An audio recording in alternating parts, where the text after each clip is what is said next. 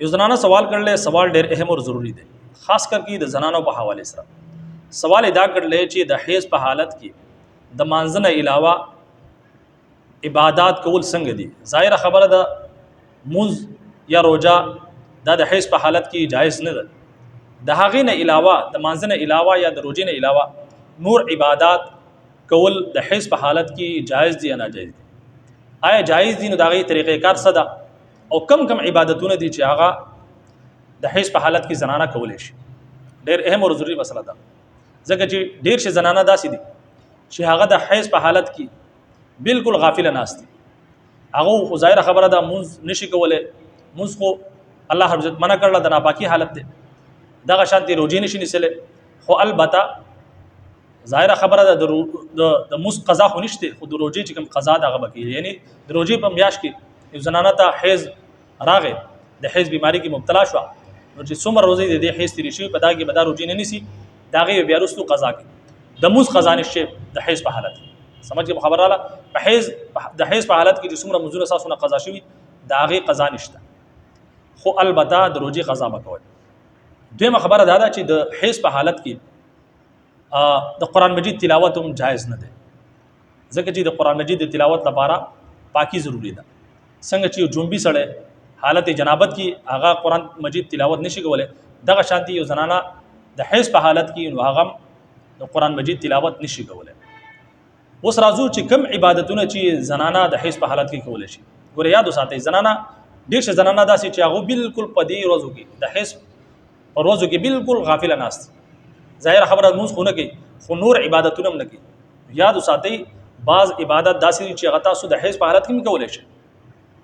او ګوره دا ضروری ده، بالکل داسې ناسته نه ده پکار چې بالکل د ذکر نه د الله رب العزت د طرف ته دهان کولو نه بالکل تاسو یو طرف ته کېنئ، داسې نه ده پکار. ګوره یاد وساتئ چې کله انسان جنت ته ځي که نه، جنت ته په حدیث شریف کې راځي چې جنتی چې کوم دی هغه به د یوې خبرې افسوس نه کوي، خو د یوې خبرې افسوس به کوي چې کومه غړي کم سات په دنیا کې بغیر د ذکر نه تیر شوی.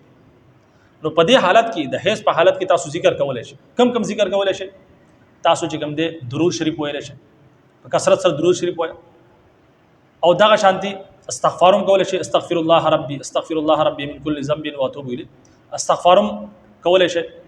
د هغې نه علاوه درېمه کلمه شوه سبحان الله الحمدلله لا اله الا الله والله اکبر.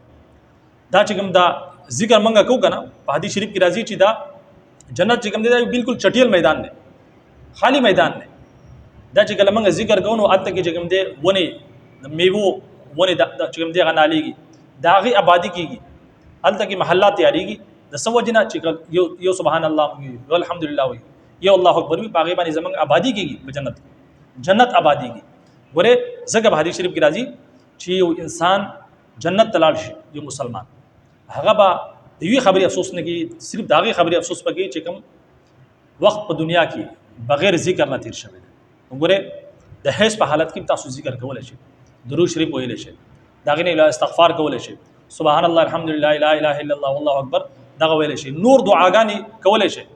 او د قرآن مجید هغه آیاتونه چې کوم د دعا په صورت کې دي، مثال طور ربنا آتنا فی الدنیا یا ربنا اغفر لنا ذنوبنا وکفر عنا سیئاتنا، یا دغه شانتي ډېر شي دعاګانې دي چې هغه په قرآن مجید کې موجود دي. د قرآن مجید آیاتونه دي، لیکن بطور دعا تاسو هغه ویلی شئ.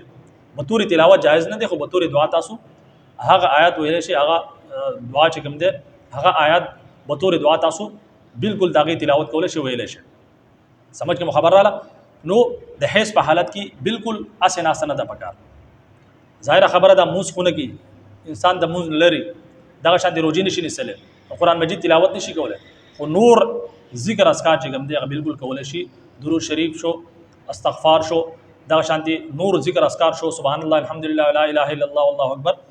یا د هغې نه علاوه نور چې کومې دعاګانې دي، مسنون دعاګانې دي، د هغې چې کوم دی اهتمام کولی شئ. نو کوشش دا کوئ چې د حیض په حالت کې د ذکر اذکار چې کوم دی د دې اهتمام کوئ، ځکه چې کوم فرایض دي یعنی مونځ شو، دغه شانتي روژه شوه، یا د قرآن مجید تلاوت شو، هغه نشي ادا کولی، خو نور چې کوم دی ذکر اذکار بالکل کولی شي. د هغې اهتمام ګورئ په کثرت سره کوئ د حیض په حالت کې. امید کوم چې کومې زنانه په دې حوالې سره د غفلت شکار دي یا هغو ته د دې حوالې سره د دې مسلې علم نشته نو هغه ته به دا مسله بالکل په سمجھ کې راغلی. اجازت راکړئ. السلام علیکم ورحمۃ اللہ وبرکاتہ.